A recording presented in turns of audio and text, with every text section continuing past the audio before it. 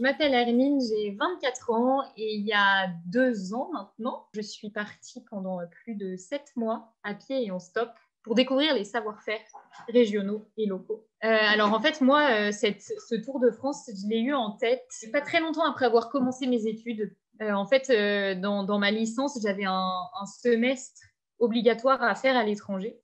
J'ai eu la chance de partir au Chili, en Amérique du Sud, pendant 6 mois. J'ai adoré. Mais quand je préparais ce voyage, je me suis dit, mais c'est trop bête, je vais partir à l'autre bout de la planète. Et en fait, je ne sais même pas ce qui se passe à côté de chez moi. Et je me suis dit, un jour, je ferai un tour de France pour découvrir mon pays. Et après, du coup, je me suis dit, il faut quand même que j'ai un angle. Je ne peux pas partir voyager comme ça. J'ai besoin d'un but dans mon voyage. Et donc, je me suis dit, bah voilà, découvrir la France à travers les savoir-faire, que ce serait une bonne idée et que ça me permettrait de faire plein de rencontres. Alors moi, je m'appelle Madeleine, j'ai 24 ans et il y a un peu moins de 2 ans, je suis rentrée d'un Tour de France que j'ai pu faire avec Hermine. Hermine, c'est une amie d'enfance, on se connaît depuis la grande section et on a fait toute notre scolarité ensemble. Et, euh, et je pense qu'au moment aussi de commencer mes études, il y avait cette envie de voyage. Et très vite, je me suis dit, il y a eu cette intuition chez moi de me dire, avant de partir au bout du monde, donc un peu la même intuition qu'Hermine, je voudrais d'abord visiter mon pays et découvrir mon pays. Une fois, on s'est retrouvés un week-end avec Hermine et en fait, en parlant toutes les deux, on s'est rendu compte qu'on avait la même envie. Et Hermine m'a tout de suite, très vite parlé de l'écologie et qu'elle voulait en savoir un peu plus sur l'écologie en France. Ce Tour de France m'a vraiment permis de creuser cette question et de m'interroger sur mes habitudes de consommation, sur les savoir-faire aussi qui participent quand même à cette écologie, du respect de la terre, du respect de la matière première, voilà, comment on produit, quelle éthique on met dans notre production, etc. On est parti très exactement le 19 août 2019 et on est là, on est parti avec nos sacs à dos et pour un tour de France au départ de 11 mois qui s'est arrêté un peu plus tôt que prévu puisque le 15 mars 2020, le Covid a sonné la fin de ce Tour de France. On a vécu un confinement dans le sud, dans le Var, à la Sainte-Baume. On a été reçus par ma sœur et lors de ce confinement, on a fait la rencontre d'apiculteurs qui nous ont proposé de finir cette année en faisant 2 mois d'apiculture. Et ce qu'on a beaucoup apprécié avec ce stage de 2 mois en apiculture, c'est que par ce Tour de France, on prônait un certain mode de vie, un certain mode de consommation, une certaine manière de réinventer l'économie plus humaine et plus locale et plus dans le respect de la nature et de la planète. Et par ce stage d'apiculture, on a un peu mis la main à la pâte et on a un peu mis en pratique ce qu'on prônait sur les réseaux sociaux pendant notre Tour de France. Alors, notre initiative, donc, en effet, c'était de faire un Tour de France sur 11 mois pour aller à la rencontre des acteurs de l'économie locale dans notre pays. C'était à la fois le monde de l'agriculture, mais aussi le monde de l'artisanat et puis aussi un mouvement qui se développe quand même pas mal depuis plusieurs années qui est le mouvement du Made in France et de la relocalisation de certains savoir-faire à travers les entreprises. Et donc on a pu en rencontrer pas mal. Et à notre grande surprise, en fait, je pense qu'on n'avait pas anticipé vraiment ça, mais ça a été surtout le monde de l'agriculture qui nous a beaucoup accueillis pendant notre voyage. Et évidemment qu'on a rencontré des artisans et aussi des entrepreneurs. Mais c'est vrai que le monde de l'agriculture est un monde quand même qui est assez facile d'accès. Les agriculteurs parlent assez facilement de leur métier et sont même très heureux qu'on s'y intéresse. Moi, j'avais envie de particulièrement raconter la rencontre avec le directeur des ateliers de l'œuvre Notre-Dame à Strasbourg. L'œuvre Notre-Dame, en fait, c'est une œuvre qui date du XIIe siècle, qui a été créée au moment de la construction de la cathédrale de Notre-Dame de Strasbourg et qui, en fait, a perduré dans le temps et qui, aujourd'hui, est responsable de la restauration, notamment de tout ce qui est sculpture et taille de pierre sur la cathédrale. Et c'était une rencontre assez extraordinaire. On a contacté ce monsieur 2 jours avant notre rencontre avec lui. C'était pas du tout une rencontre prévue à la base. Voilà, on nous a transmis son mail et donc on l'a contacté et lui a été très vite, nous a répondu positivement. Lui, c'est un compagnon du devoir. Cette idée du Tour de France, lui a tout de suite parlé. Il a trouvé notre projet très intéressant et donc il était ravi de nous rencontrer et il nous a accordé une après-midi. Voilà, on a passé 2 à 3 heures avec lui. On a visité les ateliers de l'œuvre Notre-Dame. Et on a vu tout le processus de la mise en place d'un projet de restauration. Et on a pu vraiment découvrir la passion de l'artisanat et puis aussi tout cet esprit de transmission qui date voilà, depuis le Moyen-Âge et qui a traversé les siècles. Alors moi, en tant qu'historienne, évidemment, ça m'a d'autant plus parlé. Et moi, il y a une rencontre qui m'a vraiment justement un peu plus marquée. C'est toujours dans l'artisanat. Alors du coup, on a rencontré donc Fabrice Liry, qui est le dernier ciselier de France. Donc la dernière personne en France qui fabrique des ciseaux à la main. Donc lui, il fait vraiment des œuvres d'art. Le comble, c'est qu'il s'y est mis à la retraite. C'est pas du tout son métier à la base. C'était assez incroyable cette rencontre parce que on est arrivé chez lui. Il nous a montré son atelier qui est vraiment tout petit. Et en plus, ce qui était très riche avec lui, c'est que en fait, en nous parlant, il travaillait en nous parlant. Là, on a vraiment vu et touché du doigt le risque que certains savoir-faire se perdent en fait en France. Parce que lui, il est le dernier, il est à la retraite.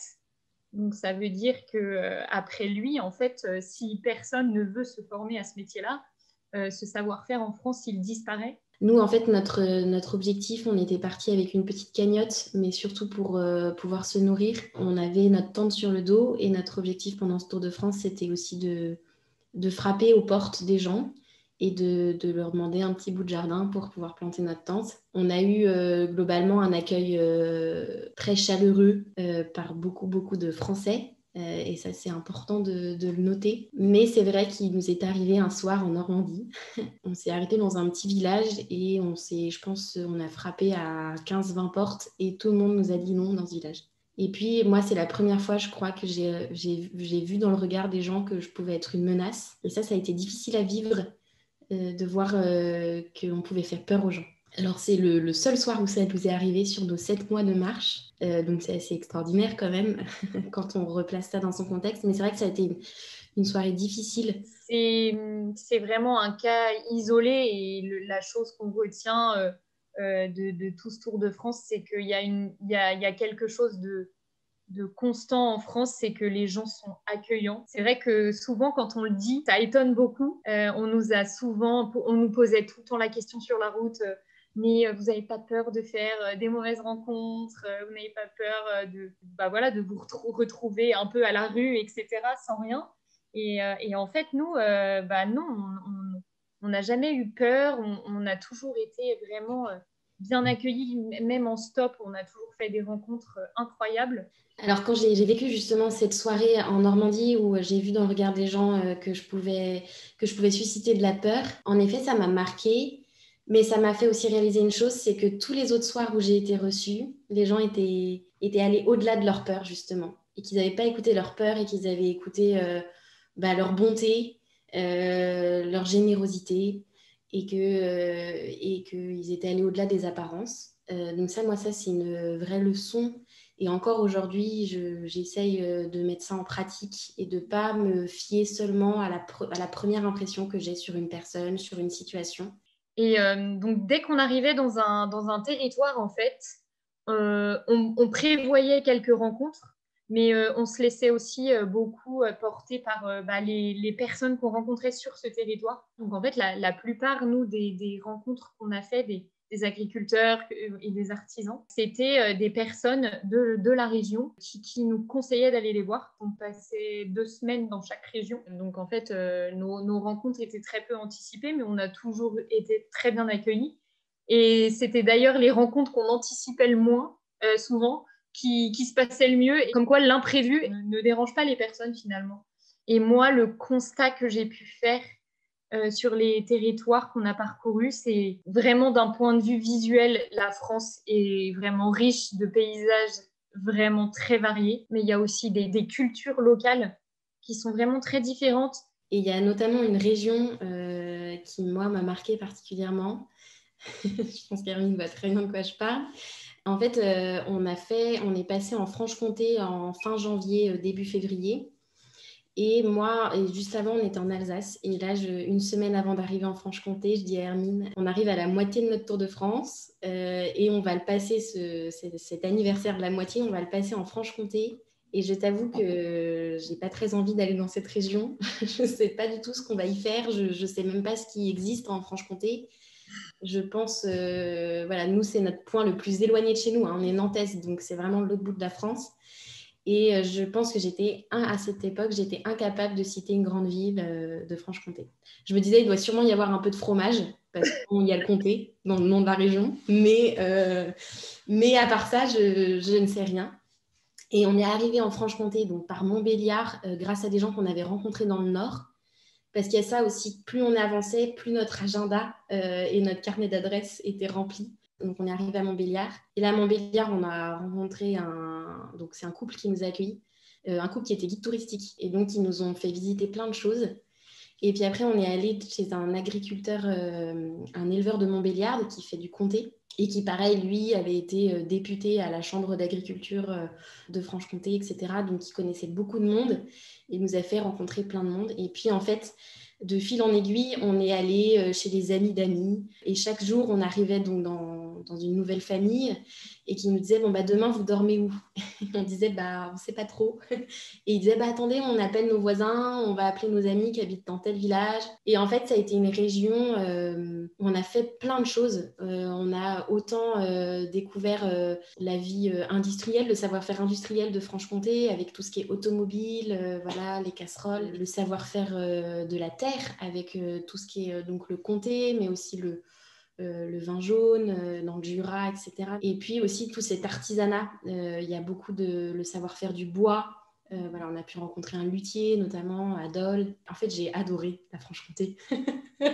J'ai adoré la Franche-Comté et je regrette pas du tout d'y être passée. C'est ça aussi, partir à l'aventure, c'est se laisser surprendre. Et là, vraiment, la Franche-Comté nous a beaucoup surprise. Moi, j'aime bien dire que ce Tour de France ne m'a pas changé. Il m'a révélé. Je pense que déjà la marche, voilà, prendre le temps de marcher, de revenir à un rythme en fait qui est assez naturel, nous permet de nous poser, de réfléchir. Puis aussi, parfois, il y avait des jours où on faisait que marcher, où il n'y avait pas forcément de rencontres. Et ça faisait du bien aussi d'avoir des jours où on pouvait un peu digérer tout ce qu'on était en train de vivre. Mais bon, il y a quand même des petites choses qui, on va dire, ont changé dans mon quotidien. Moi, mes habitudes de consommation ont un peu changé quand même. J'essaye aujourd'hui de consommer plus local. Je suis loin d'être parfaite et il y a encore plein de choses que j'arrive pas à acheter en local ou il y a toujours des tentations. Voilà. Mais en tout cas, j'essaye d'avoir un point d'attention sur ma consommation. J'ai eu beaucoup de chance, j'ai eu des parents quand même qui m'ont laissé partir, mais qui étaient assez quand même réticents. Au début, je leur ai pas trop dit que j'allais faire du stop. Autrement, je pense qu'ils ne m'auraient pas laissé partir. Petit à petit, souvent quand je les appelais sur la route, je voyais que leur regard changeait. Ils me disaient, ah bah finalement, en fait, ça se passe bien. Les gens ont l'air plutôt généreux et accueillants. Et puis toi, t'as l'air vraiment bien, t'as l'air heureuse et pourtant, t'as pas grand-chose. Voilà, on est parti avec Hermine avec un sac à dos sur le dos, notre tante, peut-être deux tenues. Et on était, moi, je pense que j'ai jamais été aussi heureuse que sur ces routes de France. Et pourtant, j'avais vraiment pas grand-chose. Mais j'avais ces rencontres qui me nourrissaient pleinement.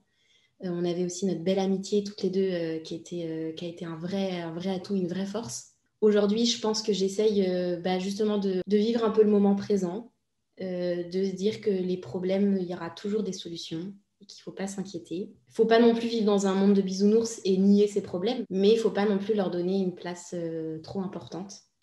Moi, je crois profondément que l'homme est capable de répondre à plein de défis. Aujourd'hui, en effet, il y a le défi écologique, il y a le défi économique, il y a le défi sanitaire, mais je suis sûre qu'il y a plein de ressources en l'homme et que l'homme peut trouver très bien des réponses et des solutions. Ça, c'est hyper important pour moi aujourd'hui, c'est d'avoir un peu un message d'espérance par rapport à notre génération de jeunes qui a vécu cette crise du Covid. Ça n'a vraiment pas été facile. Il ne faut pas qu'ils oublient que le monde tourne encore et qu'ils ont plein de richesses en eux et que c'est pas en s'enfermant chez eux qu'on va s'en sortir. Mais voilà, il ne faut pas avoir peur. Alors moi, pour ma part, l'aventure a changé énormément de choses dans ma vie. Je connais mieux ma géographie, faut le souligner aussi. En blague à part, principalement, j'ai trouvé ma vocation en fait grâce à ce Tour de France. Donc voilà, depuis un an maintenant, je suis apicultrice. Moi, l'apiculture, c'est un milieu que je ne connaissais pas. J'avais jamais vu une ruche, je crois, avant ce Tour de France. Et en fait, je me suis vraiment découvert une passion. J'ai toujours voulu, moi, trouver un travail en lien avec la nature. Et vraiment, l'apiculture, c'est une vraie révélation. Ce Tour de France, en fait, il m'a rendue encore plus fière d'être française.